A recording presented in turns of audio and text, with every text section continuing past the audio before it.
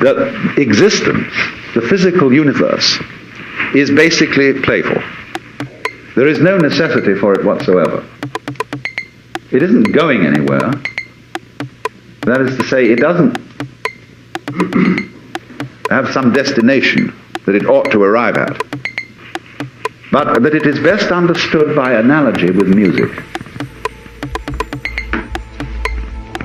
Because music, as an art form, is essentially playful. We say you play the piano. You don't work the piano. Why? Music differs from, say, travel. When you travel, you are trying to get somewhere. One doesn't make the end of a composition the point of the composition. If that were so, the best conductors would be those who played fastest. And there would be composers who wrote only finales. People go to a concert just to hear one crashing chord, because that's the end. Same way in dancing. You don't aim at a particular spot in the room. That's where you should arrive. The whole point of the dancing is the dance.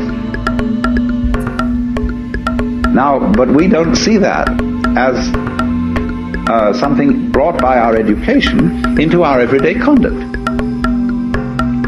We've got a system of schooling which gives a completely different impression. It's all graded. And what we do is we put the child into the corridor of this grade system with a kind of, come on, kitty, kitty, kitty. And now you go to kindergarten, you know. And that's a great thing, because when you finish that, you'll get into first grade. And then, come on, first grade leads to second grade, and so on, and then you get out of grade school, you go to high school, and it's revving up, the thing is coming. Then you're going to go to college, and by Jove, then you get into graduate school, and when you're through with graduate school, you go out to join the world. And then you get into some racket where you're selling insurance, and they've got that quota to make, and you're going to make that, and all the time, the thing is coming. It's coming, that great thing, the success you're working for. Then when you wake up one day about 40 years old, you say, my God, I've arrived. I'm there.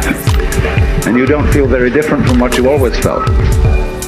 By expectation. Look at the people who live to retire and put those savings away.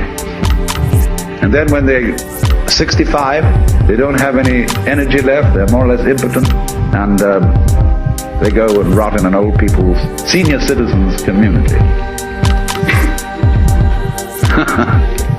Because we've simply cheated ourselves the whole way down the line. We thought of life by analogy with a journey, with a pilgrimage, which had a serious purpose at the end, and the thing was to get to that end, success or whatever it is, or maybe heaven after you're dead. But we missed the point the whole way along. It was a musical thing, and you were supposed to sing or to dance while the music was being played.